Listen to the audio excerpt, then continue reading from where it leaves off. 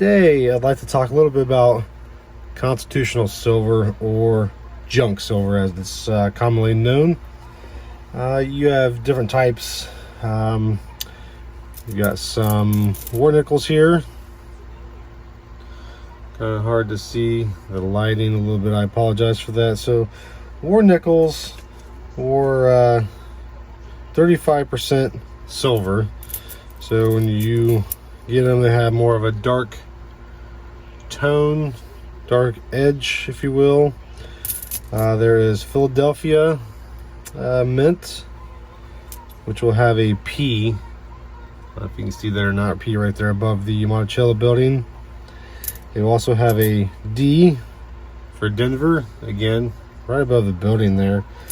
Another thing that they will have is a San Francisco mint. So you got an S right there above the building as well. These war nickels, as they are commonly referred to as, were minted from 1942 to 1945. And the reason being was the copper was in scarce supply, during the Second World War. So they used that copper to build ships, build vehicles, anything they needed for war supplies to help out the Allies. And so they implemented silver 35% into the nickel. So we have a war nickel today. So war nickels today being 35% silver, based on spot price as of June 17th, 2021, is at $26.32 per troy ounce, which 35% nickels based on just melt value alone. Now, junk silver doesn't really carry too much of a premium, more just for stacking weight. But right now, war nickels are valued at $1.48 per nickel. So 5 cents face value, but in silver content melt value, they are worth $1.48 as of today. So moving on from the war nickels, we have Roosevelt dimes as well as Mercury dimes.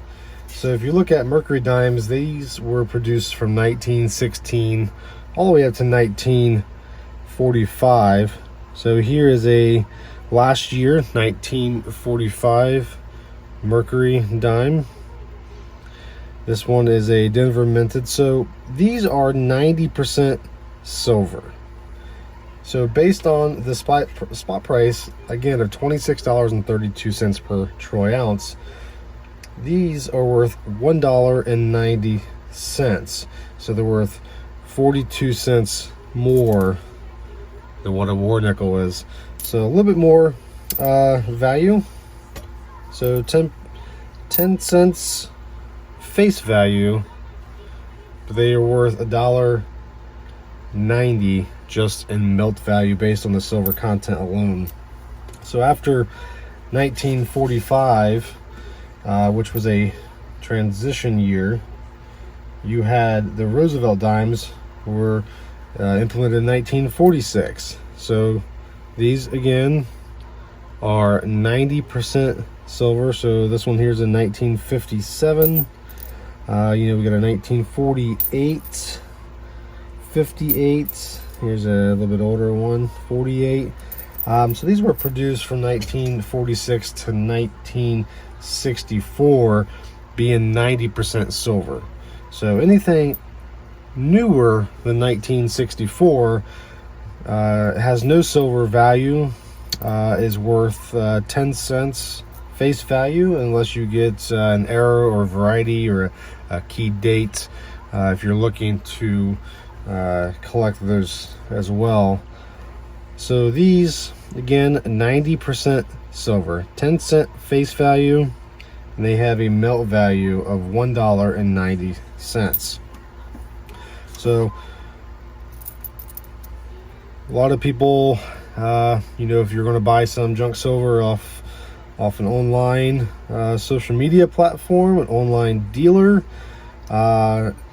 You can see them charging upwards of 23, 24 times face value. So what that means is for every $1 worth of silver, so 10 of these dimes will cost you roughly $24 to purchase one face value dollar worth of silver coins, silver,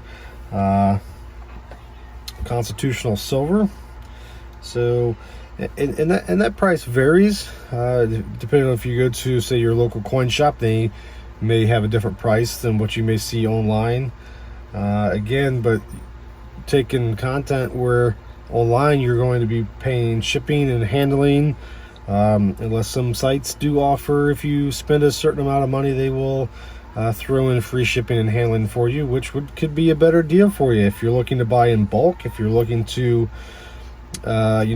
mix up what you're looking to get to help build your stack, build your collection of your silver coins. Your junk silver is what we call it here in the coin community. So moving on from the Roosevelt dime is we have the Washington nickel. Now, correction, Washington quarter. Apologize for that. So before the Washington quarter, you had the Standing Liberty, the Barber quarters. I don't have any of those in my collection. I have just the Washington quarters. So these Washington quarters are 90% silver. So these were produced 1932 to 1964, being 90% silver. So 1964 here, this was the last year of a 90% silver quarter.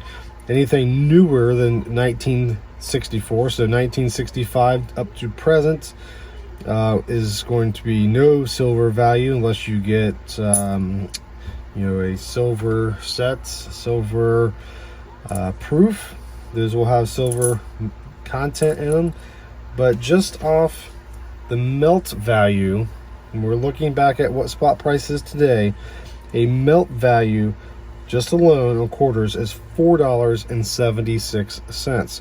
So for one quarter, you can spend upwards of $4.76. Now, again, keep in mind, coin shops, online dealers, social media outlets that sell or offer to purchase junk silver is going to charge maybe a little bit of a premium.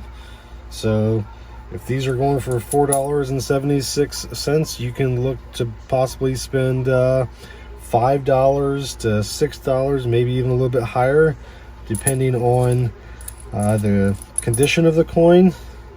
If it's nice and shiny, or if it's worn down like this 1942 here in my hand.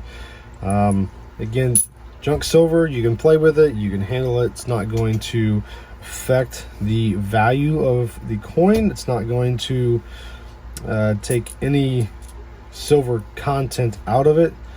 So feel free. It's your junk silver. So don't be afraid to pick it up, play with it a little bit, get it to where you want to put it. So moving on from the quarter, we're going to move up to half dollars. So the Kennedy half dollars. So right here is a 1969 Kennedy half dollar. It's 50 cents face value, but based on spot price today, this is worth $3.89. Now this is 40% silver. So half dollars that are 40% silver were produced 1965 all the way up to 1970. So 1970 was a little bit of a transition year where not everything in 1970 was produced in 40% silver. So you're gonna have a mixture of clad as well as silver in there. So you got to look more at the edge, make sure it's that silvery color. You can do the ping test which is a pretty simple, straightforward. Just take another coin, and I don't know if you guys can hear that. You can hear that low ping sound, which should carry on for a few moments.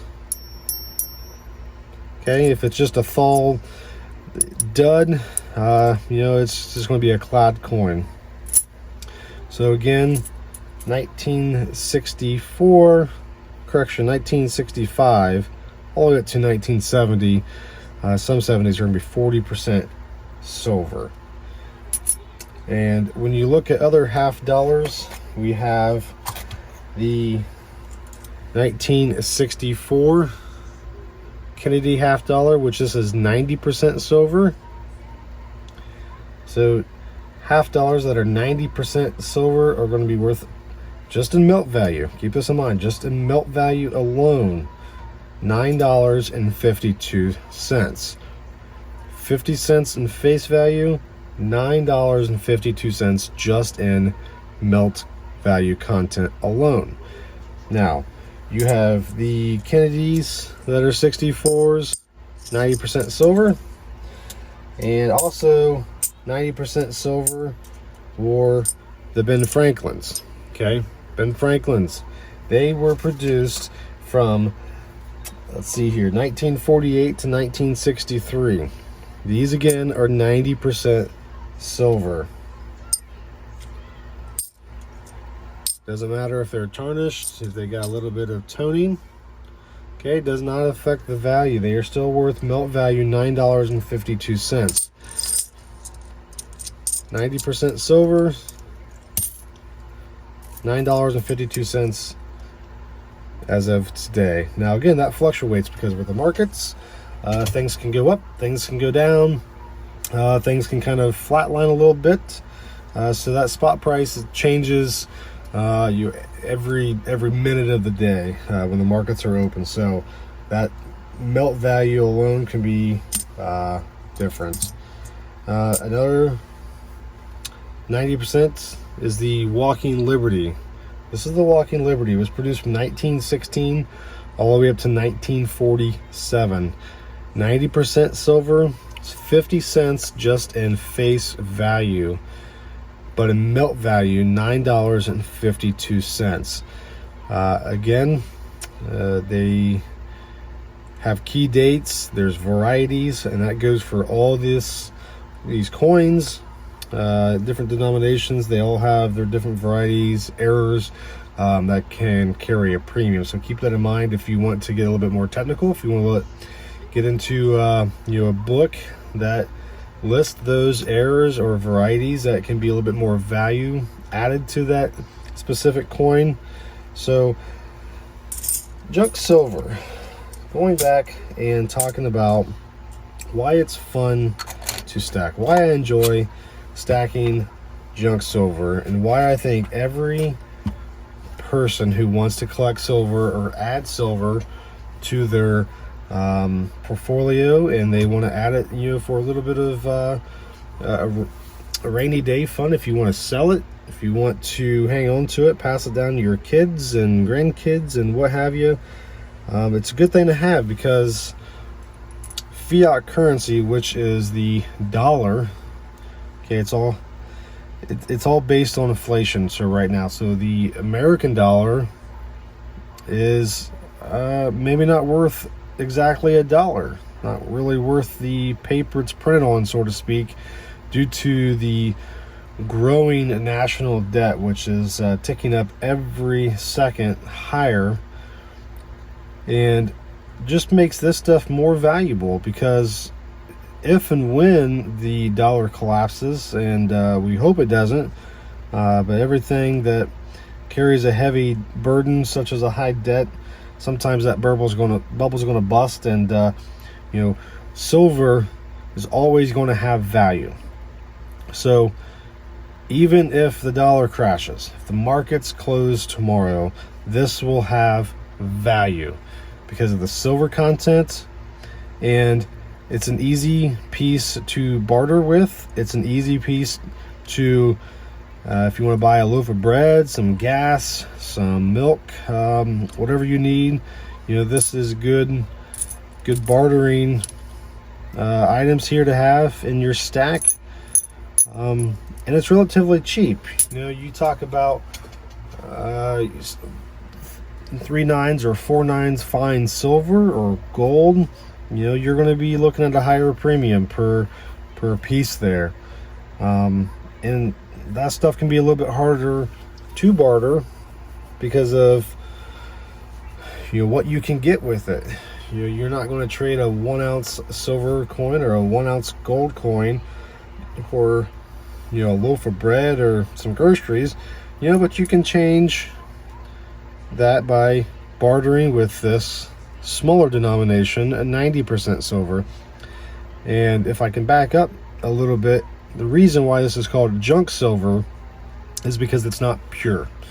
It's 90% silver, it's 40% silver, so it's not pure 100% or 3 nines or 4 nines fine silver. So that is why it is referred to as junk silver. So I would suggest that if you want to help fight inflation, if you want to help yourself down the road and add some silver to your stack, add some constitutional silver, put this stuff away. Again, it doesn't matter if you handle it, if it tarnishes, if it gets worn down, it's always going to have value based on the silver content of that coin. So folks, I hope you enjoy this video, and I plan on putting more out. If you want to, go ahead and smash that like button and subscribe if you haven't already. I really appreciate that. And good night,